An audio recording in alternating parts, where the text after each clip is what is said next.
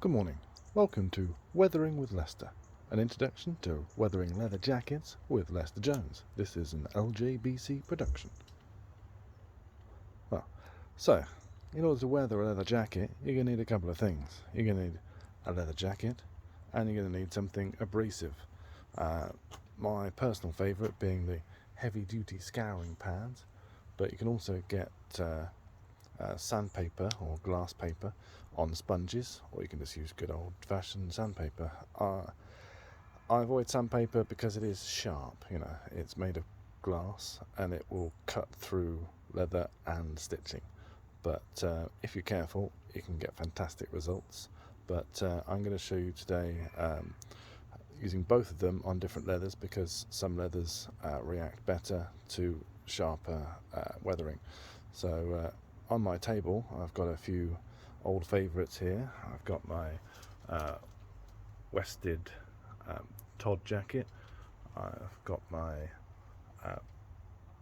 Bill Kelso Last Crusade jacket. I've got a Legacy Last Crusade jacket from Wested. I've got a Legacy Raiders jacket from Wested, and I've got my hybrid jacket, which is basically I got Wested to make me a jacket which has got elements from all of the movies. So let's crack on. Before you start, you're going to need to get some reference material. So Google Images is fantastic, pretty much all I use really, or go on the Facebook groups, look for the Stills Archive. Publicity shots are always best because they're taken in good light, there's no movement. Also pictures people have taken, for instance, of the jackets in museums where available. But there's a rule of thumb.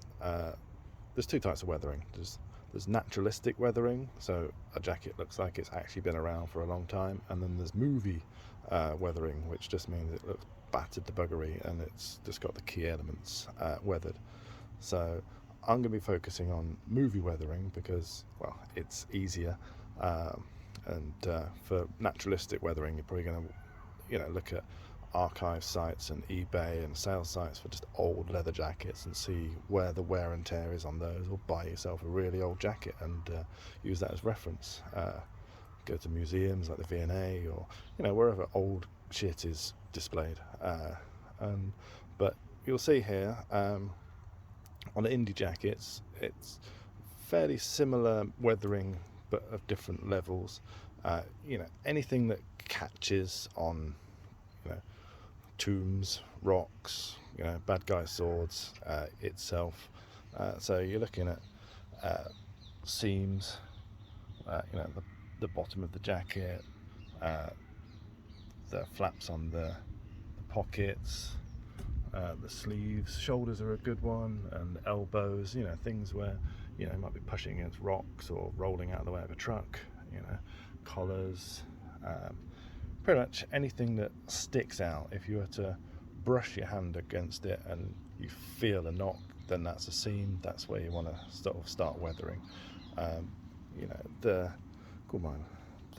These jackets look a lot oranger than they really are. Must be the cool British sunshine today. But again, you'll see shoulders and elbows, the seams down the arms, again where buttons pop out. Obviously not so much on the insides because the insides don't get that battered, but you still do want to make sure you do some weathering inside, else it just looks inconsistent with the look of the jacket. So now we'll do some basic techniques. Now I've cut my scouring pads into smaller pieces because they're easier to handle, and I've chosen 3 jackets of differing ruggedness. So over here on the left you've got the Legacy Raiders Last Crusade jacket. It's a very soft skin, but still sturdy, but also the top coat, as it were, comes off quite easily, so you don't need to put too much effort into actually getting a good weather on these. In the middle you've got my favourite skin is the Wested Shrunken Lamb, but I've dyed it with dark brown eco water stain.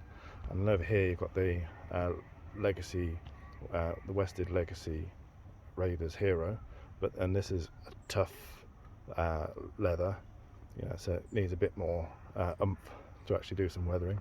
I've started a little on here, but let's go back to the Last Crusade. And again, like I say, okay, let's pause a second. So this jacket's pretty new. It's not really been had the water treatment or been scrunched up or has much character. I'd recommend wearing the heck out of a jacket first, you know, start getting some character into it. Don't just start weathering the first day you get it, because it looks a bit too fake. You know, it's a brand new jacket but weathered lots. It's like, it doesn't quite, it's incongruous. But this is for a demo, so let's go anyway. So like I say, just only rub where you want stuff to come off. You know, you're doing this seam here, you'll see just light strokes, and you're starting to see the colour coming through straight away.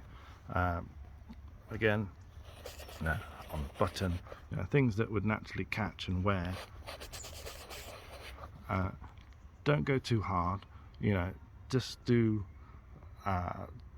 gentle strokes all over,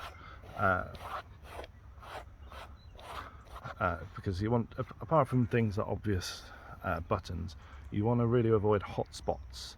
So a hot spot is where you've gone really hard in one place and it just looks bright and just not quite right. You know, it's, if you're getting natural wear, it's going to be through, you know, years of brushing against rough objects and, you know, climbing in and out of mine carts. So just do lots and lots of gentle strokes rather than a few angry ones. That's definitely appropriate for large areas. So when you want to do the shoulders and the back, etc., you know, don't create a hot spot and do it right there. You know, work around the whole area, you know, concentrating on the center, working out, just slowly. So yeah, like I say, the Last Crusade Legacy Wested, you know, within moments you're already starting to get some natural weathering on there. Now go over to the Shrunken Lamb. Again, you'll see a few gentle strokes, and you know, you're starting to get some colour coming underneath.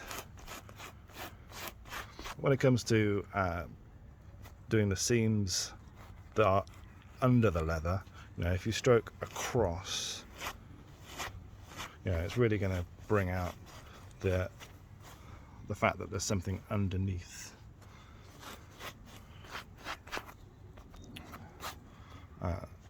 And then of course you've got the Legacy Raiders. Like I say, it's a tough skin, so that's far the area I've not even touched yet. So we've got, you know, a back seam. You know, I'll do some gentle weathering here. Oh look, nothing happened. So, you know, again, this one you need to be a bit careful with, because the more forceful you are, the more likely you are to pop some seams. But you might want to go with a sandpaper. Other people use chemicals. I'm not a fan of chemicals because you can dry out the leather and you end up with jacket squeak, and there's nothing worse than walking around and sounding like an old sailing ship. But again, let's just do some weathering and see how we get on. So I'll concentrate on the Wested Legacy Last Crusade jacket because it's easier, you know, it's quicker, so we don't have to spend hours doing this. But we're going to do the storm flap, and you're basically just dragging down the flap, dragging up the flap.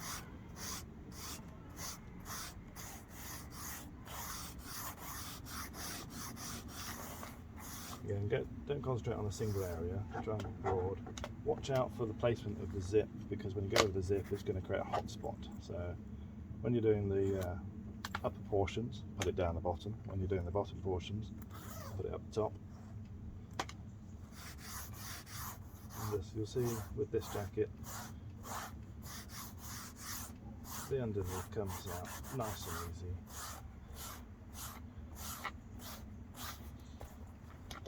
When doing pockets, there's a mask. Make sure they're empty, because again they'll create texture, because there'll be hit spots. Drag across the seams. Also, in many of the jackets you'll see that there's a stripe across the pocket flap, and that's because it's hit off the pocket underneath. So you can drag down, and the weathering will find that, or you can just fake it and do it side by side. But you'll see it's coming out there nicely.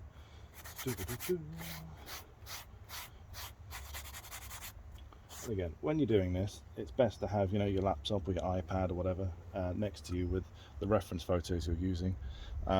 Be careful, because obviously each film has multiple jackets, so you really want to look at ensuring all the images are from the same jacket, because then you'll have two different images of the pocket that are different. You don't know which one to refer to. Just have one jacket. For instance, there's plenty of shots out there of the Smithsonian jacket, so that's always a good reference.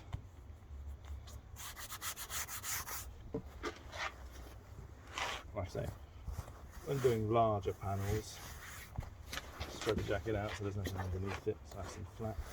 I often put a cushion or a pillow underneath, so it's got some floof to it, and you're not doing it on a hard surface.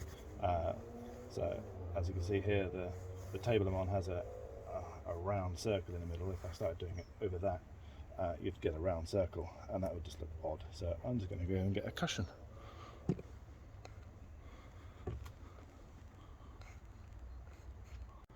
Okay, I've now installed my cushion, standard number 2 cushion, available at any haberdashery. Okay, so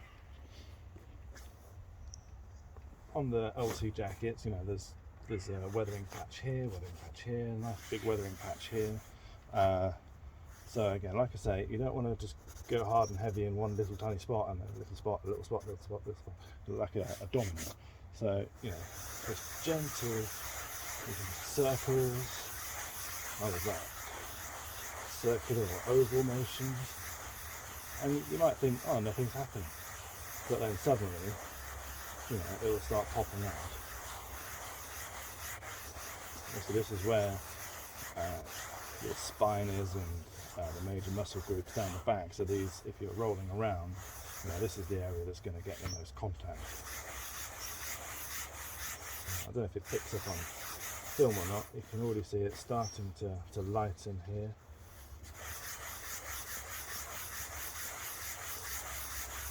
Like I said, don't aim for the final product on your first go. Do a bit, so it's a few years of weathering, and move on to another spot. You can always, while you're on the back, you can start doing the yoke seam. Again, you can see that pops out really easily. And you see the action pleat seams.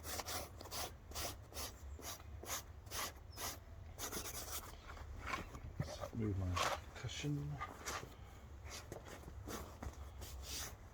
Again, so where the shoulders are, where you'd be forcing open a tomb door or whatever, there's going to be some nice weather spot there. If the lining is creased underneath, it's going to show on top, so make sure that's nice and flat. Again, you're over here, so you do the top of the yoke seam.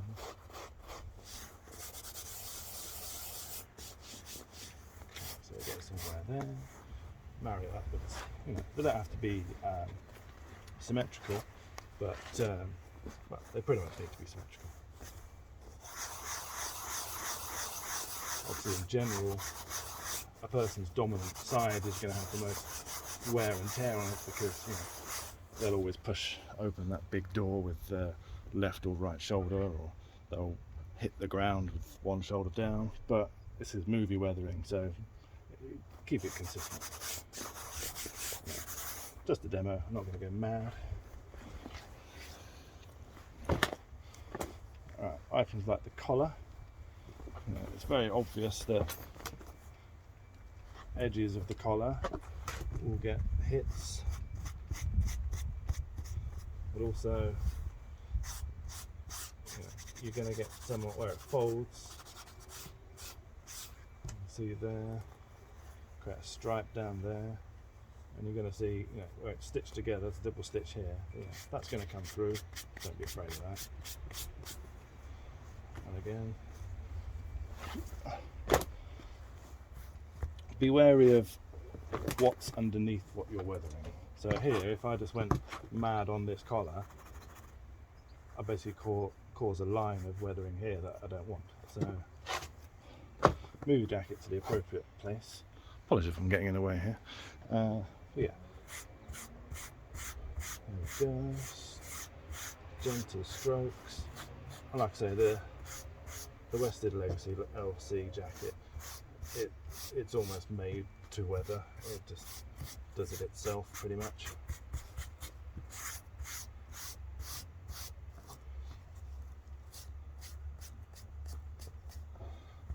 Now, look very closely at the reference images. I keep saying this, but do so. There are some very specific marks, like on one of the collars there's a mark across here, so you can replicate that just by using the tip of the scourer. Again, I'm not going to perfectly replicate it right now, but just making a start.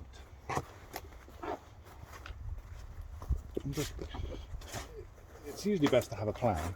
I don't have a plan right now, but so moving around the jacket in a logical fashion. So start with one front panel, move to the back, move to the next front panel, then start doing things like collars, and then work on the sleeves. Again, the sleeves have got hidden seams. You can just start rubbing up and down the seams. On the LC jacket, it is like a tram line. There's a very obvious stripe all the way down. Not particularly natural, but it's the look of the jacket and it's effective. Again, do the whole thing. Other areas that are going to get very heavily weathered, are places like cuffs. Again, do the edges of the cuffs, but also don't forget where the leather is folded underneath, and it's not really stitched, it's just sort of tacked, glued, whatever. But drag down to start revealing that. Exactly the same with the bottom of the jacket. These areas here, any flappy area, you're going to get heavily weathered because they're going all over the place when you're jumping from a minecart or being dragged under a truck, falling down a cliff. Again, the straps on the storm flap, these are very sticky outy, so these are always going to get lots of bashes and wears.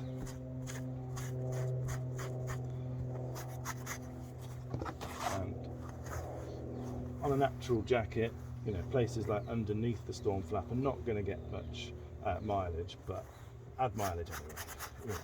You don't want the jacket to be too contrasty, whereas that you've got a nice weathered panel here, but then a nice dark panel here. Just won't look quite right. So move around the whole jacket, picking out the obvious areas, but not forgetting to give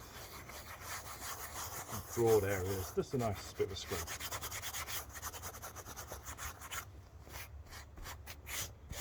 Right, I think we'll pause for a cup of tea. Okay, this is a pickup shot, an insert. Realised at the beginning I said that I'd show you using scouring pads and the glass paper, but I haven't yet. So I've got out the Legacy Raiders Hero from Worsted to show. You saw earlier how easy it was to lift the seam out to see what's underneath. With the scouring pad on this leather, not much is really happening, and on a big area, very little going on there. So maybe you need something sharper, but again, be very careful with glass paper, especially when you're by stitching, because glass paper will cut through stitching. So you can try and basically it's actually doing something. So like I said, different leathers require different treatments. Scouring pad's great for most of them, but if you've got a hardcore leather like the Legacy leather, or perhaps a goat skin, don't bother with goat skin, it's just bloody buddy proof. But if you fancy having a go, glass paper's your friend. Again,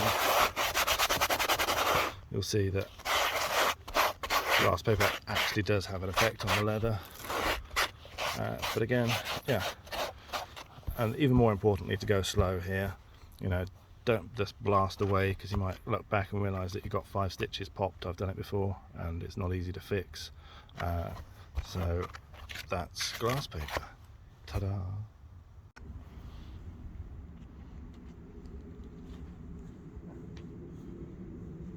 Well, how about you? Take regular breaks. So yeah, don't just go mad and try and do the whole jacket at once. You've got to, like any piece of creative work, you know, pause, step back, and look at it from a distance.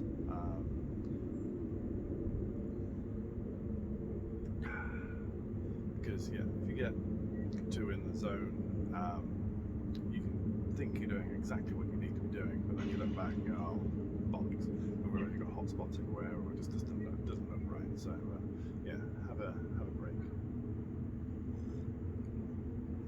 Oh yeah, another tip. Let's put the tea down for them.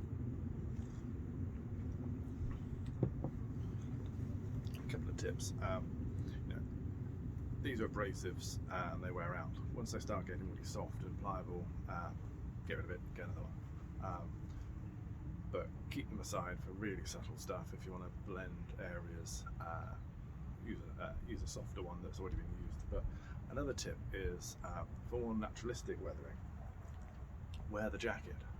You know, you want the elbow wear and tear in the right place. Well, put it on your elbow.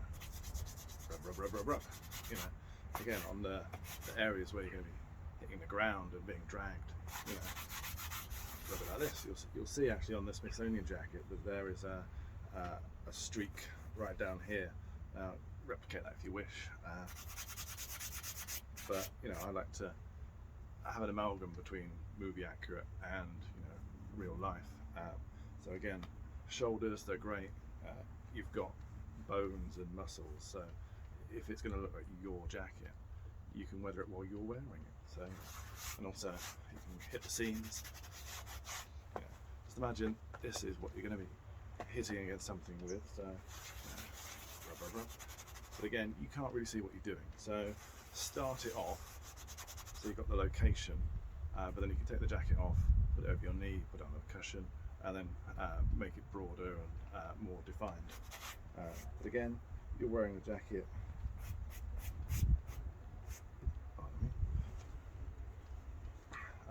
So it's good for the sleeve seams as well. You're wearing it, you can pull them taut by holding it there and then just start dragging.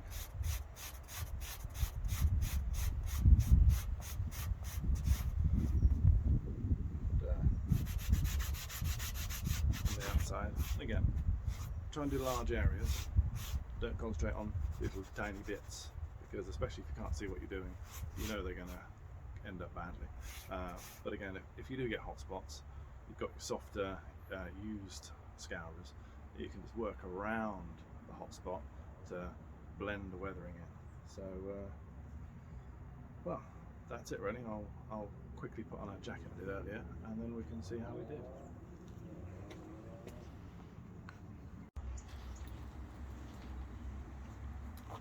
So here we go. This is my Wested Temple of Doom jacket in Shrunken Lamb, over-dyed with dark brown EcoFlow water stain. And I don't know what it picks up. I realise, of course, now I'm slightly silhouetted, but you'll see this jacket has use and wear. It's got wrinkles. That's another good thing. You know, once you've worn the jacket in and got the wrinkles in the right place, the weathering becomes more natural if you do it afterwards, because you're going to hit the high areas of the wrinkles, and it just looks like you've actually worn the jacket and not just got a brand new jacket with weathering on it. Again, you know, heavy distressing on the shoulder, on the collars, pockets. I don't know what the back looks like, I'm facing away from it. But yeah, just go as far as you want. You know, you can do some nice subtle weathering. You know, the weathering on, for instance, the Raiders jacket isn't particularly in your face and obvious, but the weathering in the Last Crusade jacket really is. You know, it's high contrast because that picks up on film better. And obviously the Todd is somewhere in between. That's why it's my favourite, because it's more natural looking weathering. Thank you for your time. This has been a Leicester Jones Broadcasting Corporation production. Have a good day.